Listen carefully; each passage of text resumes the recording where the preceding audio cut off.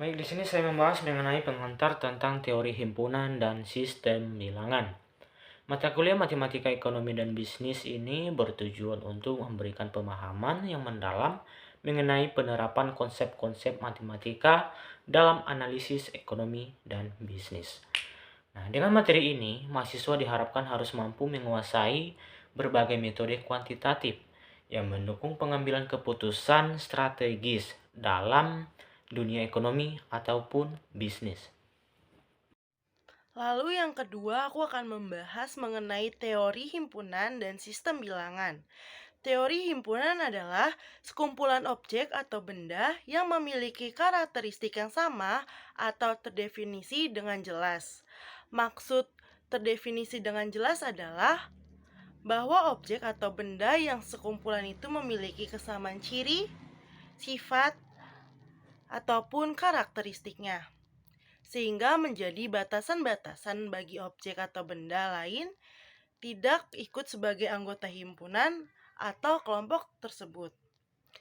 Sistem bilangan. Sistem bilangan adalah kumpulan bilangan yang memiliki sifat-sifat tertentu dan aturan-aturan operasi yang berlaku di dalamnya.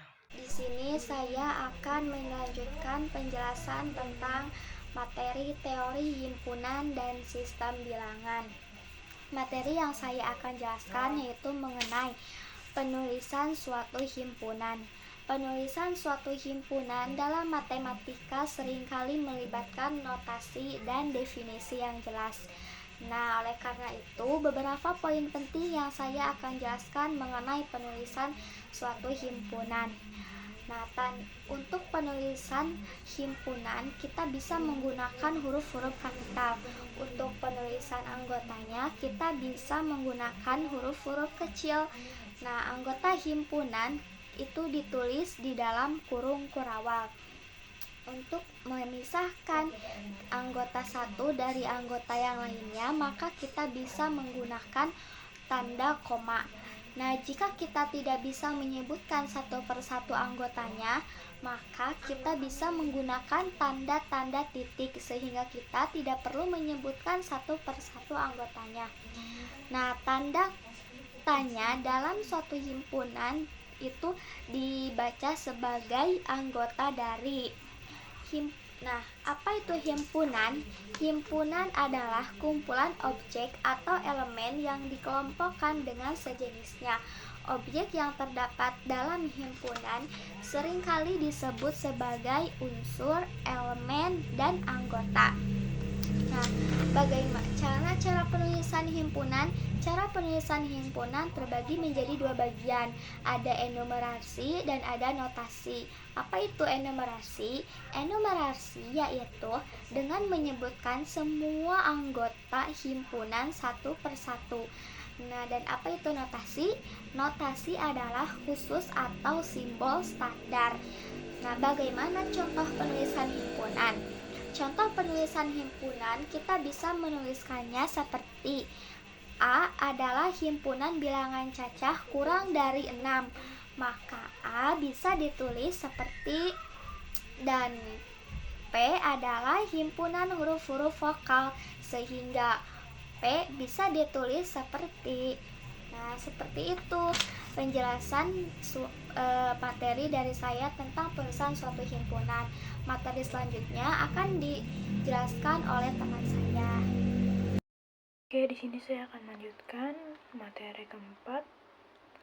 Sebelumnya, perkenalkan nama saya Jiandi Rahma dari Prodi Manajemen. Jenis himpunan dan diagram. A. Himpunan semesta. Himpunan semesta adalah himpunan dari semua objek yang sedang dibicarakan atau disebut juga semesta pembicaraan dan dinotasikan dengan S. Contoh, D. 1, 3, 5. Maka himpunan semestanya yang mungkin adalah S bilangan asli sama dengan bilangan ganjil, S sama dengan bilangan cacah. B. Himpunan kosong. Himpunan kosong adalah jenis himpunan yang tidak memiliki anggota. Contohnya, C. X lebih dari 1, X elemen bilangan asli, maka C sama dengan himpunan kosong.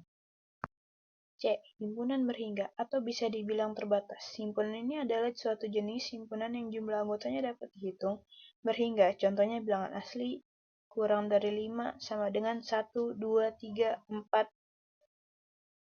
N buka kurung A, jawabannya 4. Kenapa 4? Karena 4 termasuk dari bilangan himpunan berhingga atau terbatas. Diagram Venn. Diagram Venn adalah suatu model atau cara untuk memudahkan pembahasan mengenai himpunan dan operasi pada himpunan-himpunan tersebut. Diagram Venn diperkenalkan oleh pakar matematika Inggris bernama John Venn 1834 sampai dengan 1923. Dalam membuat suatu diagram Venn, antara lain, A. Himpunan semesta S digambarkan sebagai persegi panjang dan huruf S diletakkan di sudut kiri atas. B. Setiap himpunan yang ada dalam himpunan semesta akan ditunjukkan oleh kurva tertutup sederhana. C. Setiap anggota himpunan ditunjukkan dengan titik noktah Nama anggota akan ditulis berdekatan dengan titiknya.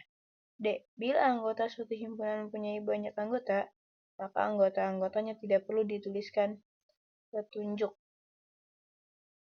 lingkaran di dalam ini bahwa untuk membedakan A dan S berarti sudah jelas. A sama dengan 1, 3, dan 5, dan S sama dengan 1, 2, 3, 4, dan 5. Ini saya akan menjelaskan materi tentang operasi himpunan. Dalam pembahasan himpunan, pengertian jenis operasi dan contoh soal, kamu juga pernah memahami seperti bentuk operasi dalam himpunan. Berikut ini operasi dalam himpunan. 1. Komplement. Contoh dari komplement yaitu adalah himpunan A sama dengan 1, 2, 3, 4, dan 5. Himpunan B sama dengan 3, 4, dan 5. Maka komplement dari himpunan tersebut adalah 1, 2, 6, dan 7. Kedua, yaitu irisan. Contoh dari irisan adalah himpunan A sama dengan 1, 2, 3, 4, dan 5. Himpunan B 2, 3, 5, 7, dan 11. Maka irisan dari himpunan A dan B adalah 2, 3, dan 5. Ketiga, gabungan himpunan. Contoh dari gabungan himpunan adalah sebagai berikut. Himpunan A sama dengan 1, 2, 3, 4, dan 5. Himpunan B 2, 3, 5, 7, dan 11. Maka gabungan himpunan dari A dan B sama dengan 1, 2, 3, 4, 5, 7, dan 11. Keempat, himpunan bagian. Banyak anggota himpunan A sama dengan N pangkat A.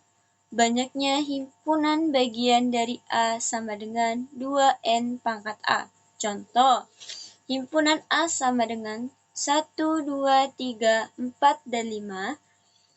Himpunan B 2 dan 3. Dari anggota himpunan A dan B di atas dapat diketahui bahwa B adalah himpunan bagian dari A. Misal, himpunan A sama dengan 1, 2, dan 3. Tentukan banyaknya himpunan dari himpunan A. Jawab, N pangkat A sama dengan 3. Maka N sama dengan 2N. N sama dengan 2 pangkat 3. N sama dengan 8.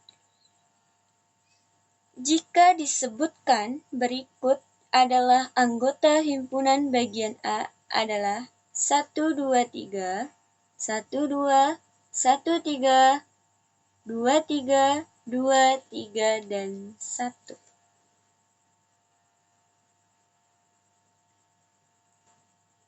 Yang kelima, selisih himpunan. Selisih himpunan A terhadap B adalah suatu himpunan yang anggotanya merupakan anggota himpunan A dan tidak merupakan himpunan B. Contoh, himpunan A sama dengan 1, 2, 3, 4, dan 5. B sama dengan 2, 3, 5, 7, dan 11. Maka selisih himpunan dari A dan B adalah 1 dan 4. Keenam, himpunan ekuivalen. Dua himpunan dikatakan ekuivalen atau sama apabila kedua himpunan mempunyai jumlah anggota yang sama. Contoh, himpunan A sama dengan 2, 4, dan 6. Himpunan B 1, 4, dan 7. N A sama dengan NB sama dengan 3. Maka himpunan A dan B merupakan himpunan yang ekuivalen. Oke, sebelumnya di sini saya akan menjelaskan tentang hukum-hukum operasi bilangan itu di bab 6. Jadi di hukum-hukum operasi bilangan itu ada hukum komutatif, hukum asosiatif, hukum distributif, hukum pembatalan, unsur penyama, dan unsur kebalikan.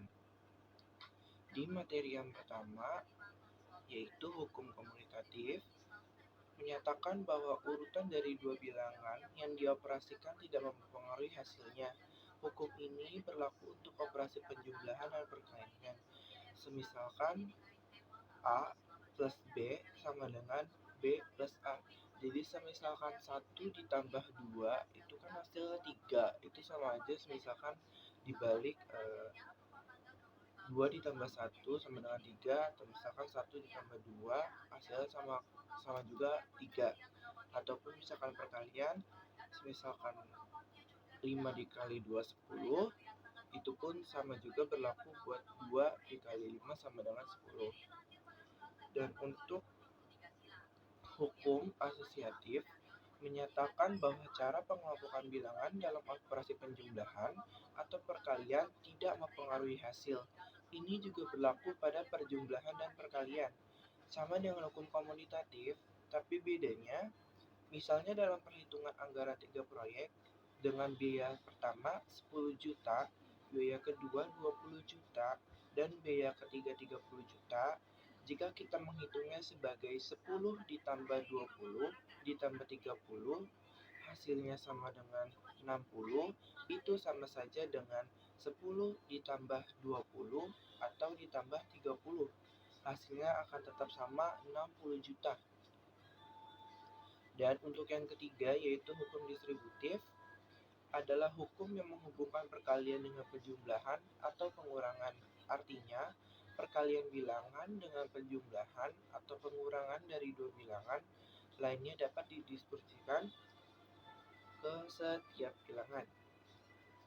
Rumusnya A kali B plus C sama dengan A kali B plus A kali C.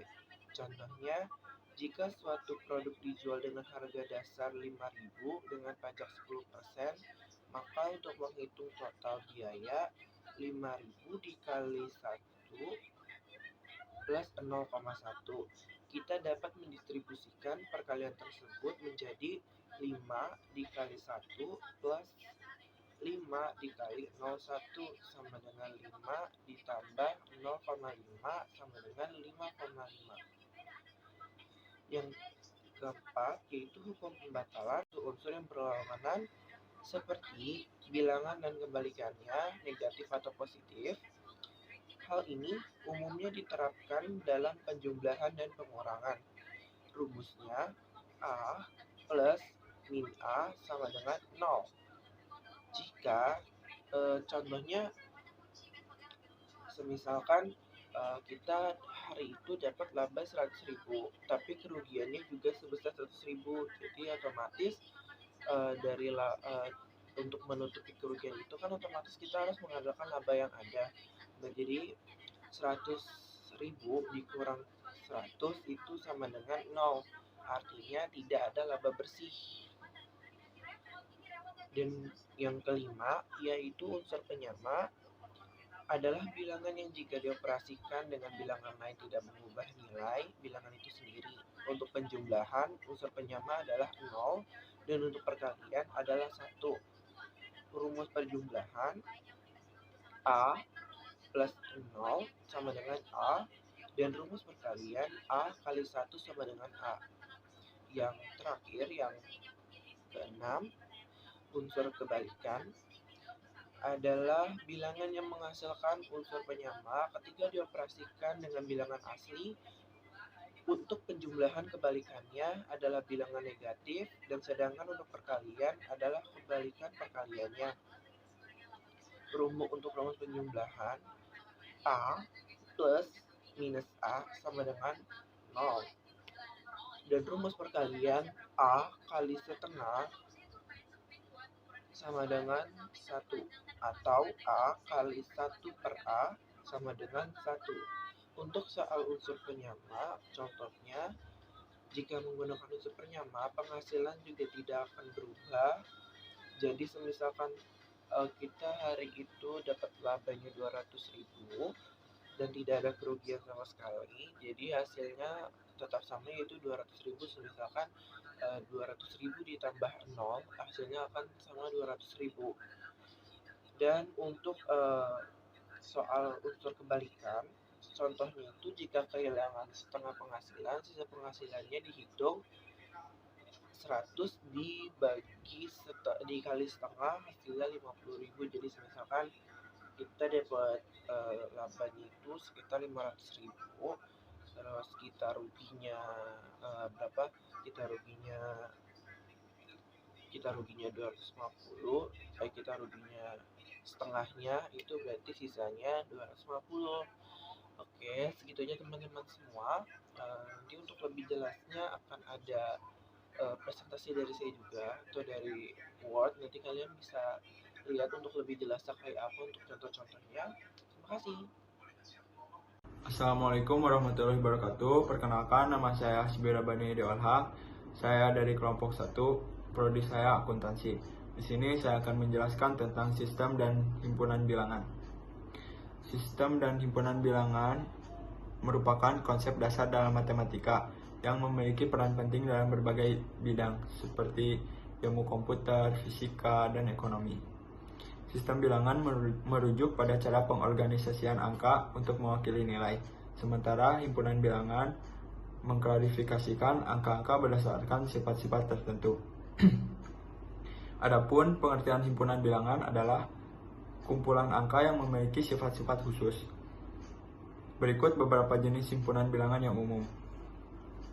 Yang pertama, himpunan bilangan asli. Himpunan ini terdiri dari angka-angka bulat positif yang dimulai dari angka 1. Contohnya 1, 2, 3, dan seterusnya. Kedua, himpunan bilangan cacah. Himpunan ini mencakup semua bilangan asli dan angka 0. Contoh 0, 1, 2, 3, dan seterusnya. Ketiga, himpunan bilangan bulat. Himpunan ini terdiri dari bilangan asli, bilangan cacah, dan bilangan negatif. Contohnya negatif 2, negatif 1, 0, 1, dan 2. Keempat, himpunan bilangan rasional. Himpunan ini mencakup semua bilangan yang dapat dinyatakan sebagai hasil bagi dua bilangan bulat. Contohnya 1/2 dan negatif 3/4. Kelima, himpunan bilangan irasional. Himpunan ini terdiri dari bilangan yang tidak dapat dinyatakan sebagai hasil bagi dua bilangan bulat. Contohnya akar 2. Keenam, himpunan bilangan real. Himpunan ini mencakup semua bilangan rasional dan irasional. Contohnya 1, negatif 2, dan akar 3. Sedangkan sistem bilangan adalah cara untuk mengapresiasikan nilai menggunakan sistem simbol-simbol tertentu. Sedangkan sistem bilangan adalah cara untuk merepresentasikan nilai menggunakan simbol-simbol tertentu.